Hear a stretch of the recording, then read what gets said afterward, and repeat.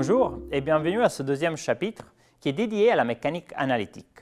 Ce formalisme nous permettra à la fois d'introduire des concepts clés que nous utiliserons tout le long de ce cours, comme le hamiltonien, ainsi que de créer une analogie profonde entre la mécanique classique et la mécanique quantique. Et c'est là, malgré les profondes différences que nous avons vues au premier chapitre. On comprendra ainsi mieux le passage conceptuel entre la physique classique et la physique quantique. Ce formalisme a aussi un autre avantage de grand intérêt. Il permet d'écrire de façon très simple les équations du mouvement des systèmes mécaniques complexes, là où l'approche directe par l'équation de Newton F égale ma se révèle très compliquée. Ce formalisme est dû à l'un des plus grands scientifiques de tous les temps, Joseph Louis Lagrange, auquel on doit beaucoup d'idées géniales qui ont permis des grandes avancées à la fois en physique et en mathématiques. C'est par exemple Lagrange qui a introduit le concept d'énergie potentielle et nous allons voir le contexte dans lequel il a eu cette idée tout à fait géniale. Dans le cadre de ce chapitre, nous allons voir le formalisme lagrangean, le formalisme hamiltonien et ensuite nous introduirons le crochet de Poisson pour écrire l'équation fondamentale de la dynamique. Commençons par le formalisme lagrangean. Tout d'abord, il est intéressant de tracer le fil rouge de cette discussion pour bien comprendre ce qui va suivre. À l'époque de Lagrange, donc au XVIIIe siècle, la seule façon de traiter la dynamique d'un système était avec l'équation de Newton F égale ma. Le problème, c'est qu'il s'agit d'une équation vectorielle et pour la traiter, on a besoin donc d'un repère avec des axes où projeter les positions et les vitesses. Dans le cas d'un système complexe, l'écriture de la deuxième loi de Newton devient vite trop compliquée pour être utilisable. Et ce fut justement en réfléchissant à la mécanique céleste que Lagrange eut l'idée d'écrire directement des relations sur des fonctions des grandeurs qui caractérisent le système. Ces grandeurs sont indépendantes, leur nombre correspond au degré de liberté du système, et les fonctions qu'il faut utiliser sont homogènes à une énergie. C'est ce qu'avait constaté Lagrange afin de pouvoir écrire et résoudre partiellement le problème du mouvement de la Lune autour de la Terre perturbé par le Soleil. À savoir, à l'époque de Lagrange, il n'y avait que l'énergie cinétique, appelée force vive.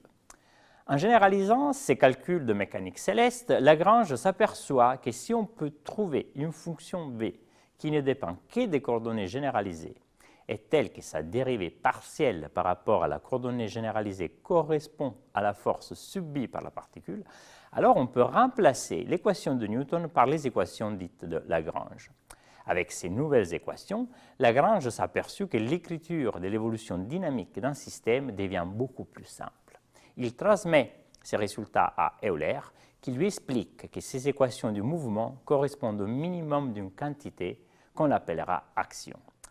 Eh bien, c'est à partir de ce moment-là, je dirais, que l'on voit la naissance de ce qu'aujourd'hui nous appelons la physique théorique. Avec ce fil rouge en tête, regardons maintenant les calculs plus en détail. En mécanique, on se pose souvent la question de la trajectoire d'une particule. On a par exemple une particule de masse m constante qui est contrainte à se propager dans un espace à une dimension, et on s'intéresse à sa trajectoire, donc à la position x en fonction du temps t. Vous savez bien que la vitesse est donnée par la dérivée de x par rapport à t. Ici, nous introduisons une nouvelle notation. On indique la dérivée temporelle par un point sur la fonction dont on calcule la dérivée. Cette notation nous permettra d'alléger les équations qui viendront dans la suite. L'évolution temporelle de la particule est donnée par la deuxième loi de Newton.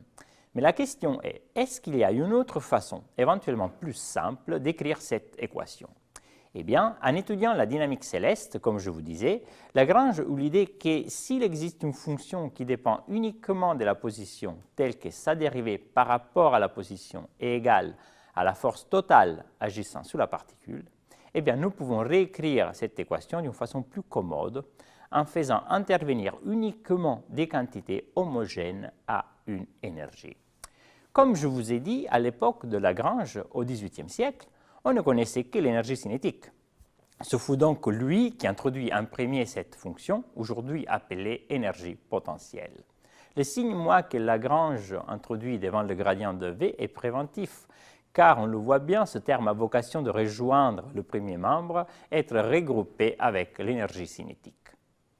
En effet, nous pouvons réécrire le terme de gauche de l'équation en faisant appel à l'énergie cinétique, où ici nous avons porté la masse à l'intérieur de la dérivée parce qu'on suppose qu'elle est constante, et on peut réécrire le produit mv comme la dérivée par rapport à v de l'énergie cinétique.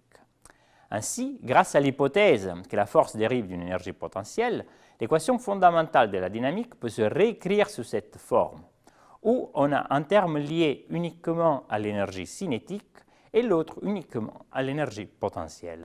Vu que l'énergie cinétique ne dépend pas explicitement de la position x et que l'énergie potentielle ne dépend pas explicitement de la vitesse v, nous pouvons introduire une fonction qu'on appellera Lagrangian, qui est définie comme la différence entre l'énergie cinétique et l'énergie potentielle. Avec cette définition, l'équation de départ peut se réécrire sous cette forme plus compacte. Cette équation est connue sous le nom d'équation de Lagrange. Nous pouvons la généraliser simplement au cas à 3 dimensions en ayant une équation pour chaque coordonnée cartésienne. Ces équations présentent de nombreux avantages. Un des avantages de cette formulation, c'est qu'on peut écrire les équations qui régissent la dynamique du système tout simplement en écrivant une équation de Lagrange pour chaque degré de liberté du système. Imaginons un système composé de n particules dans l'espace à 3 dimensions et supposons qu'il n'y a pas d'interaction entre ces particules. Comme chaque particule a 3 degrés de liberté dans l'espace, ce système a en total 3n degrés de liberté. Appelons par la lettre L le nombre de degrés de liberté du système. Supposons maintenant qu'il y a des contraintes entre les particules. Ces contraintes vont abaisser le nombre de degrés de liberté du système. Bien évidemment, L sera compris entre 1 et 3n, où 3n correspond au cas où il n'y a pas de contrainte, et la condition L plus grand ou égal à 1 est pour assurer que le système soit dynamique. À titre d'exemple, on peut imaginer 2 particules liées par une tige de masse négligeable qui possèdent que 5 degrés de liberté, correspondant aux 3 degrés de liberté de translation et aux 2 degrés de liberté de rotation. Ou alors un double pendule plein qui possède lui que 2 degrés de liberté correspondant aux angles de chaque tige par rapport à la direction de référence. Si le système n'admet que L degrés de liberté, cela veut dire qu'on peut introduire un jeu de coordonnées indépendantes entre elles, que nous appellerons coordonnées généralisées, telles que la position de chaque particule ne dépend que de ces L coordonnées généralisées. Remarquons qu'une coordonnée généralisée n'a pas forcément les dimensions d'une longueur. Par exemple, dans le cas du double pendule, les 2 coordonnées généralisées sont les 2 angles formés avec la direction de référence. Ayant défini les coordonnées généralisées, on peut aussi définir leur vitesse généralisée respective. La même remarque sur les dimensions est valable ici aussi. Les vitesses généralisées n'ont pas forcément les dimensions d'une vitesse. Par exemple, dans le cas du double pendule, il s'agit de vitesse angulaire. Il est nécessaire ici d'insister sur un point important. Comme le système ne possède que L degrés de liberté, chaque coordonnée cartésienne pourra s'écrire en fonction des L coordonnées généralisées. Chaque degré de liberté est bien sûr indépendant des autres, donc nous pouvons écrire que d rond qi sur d rond qj égale à delta ij, où delta ij est le symbole de Kronecker qui veut 1 si i égale à j et vaut 0 si i est différent de j. On peut montrer ici qu'on peut écrire la dynamique du système tout simplement en écrivant une équation de Lagrange pour chaque degré de liberté, c'est-à-dire en écrivant une équation de Lagrange pour chaque couple QK et Q.K.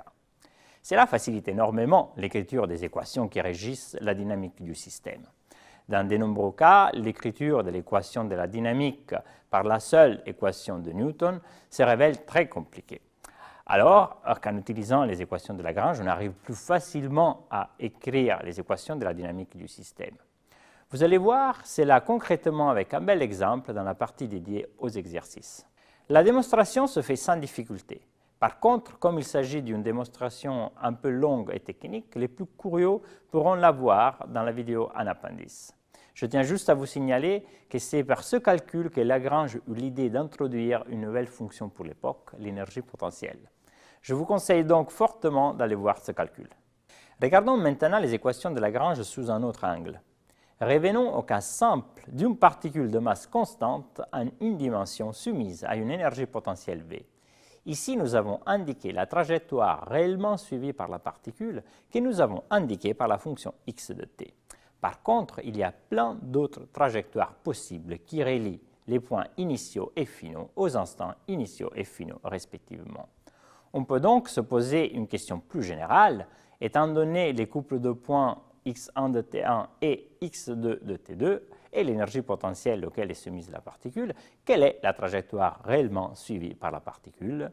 Eh bien, la trajectoire réellement suivie par la particule peut être déduite par un principe variationnel, dit le principe de moindre action. Lagrange introduit le concept d'action étant défini comme l'intégrale sous la variable temporelle du Lagrangian entre l'instant initial T1 et l'instant final T2. Le principe de moindre action stipule que la trajectoire réellement suivie par la particule est celle qui rend extrémale l'action, c'est-à-dire telle que ΔS égale à 0. Dans la première vidéo dédiée aux exercices de ce chapitre, vous allez voir que les équations de Lagrange impliquent nécessairement que ΔS égale à 0. Vice-versa, dans le cas conservatif, si ΔS égale à 0, cela implique nécessairement que la trajectoire est telle que les équations de Lagrange sont satisfaites. Dans le cas non conservatif, on doit quelquefois modifier l'expression du Lagrangien, mais le principe de moindre action reste un guide sûr qui est devenu un pilier de la physique moderne. Cela nous permet donc d'avoir une vision géométrique de la dynamique d'un système.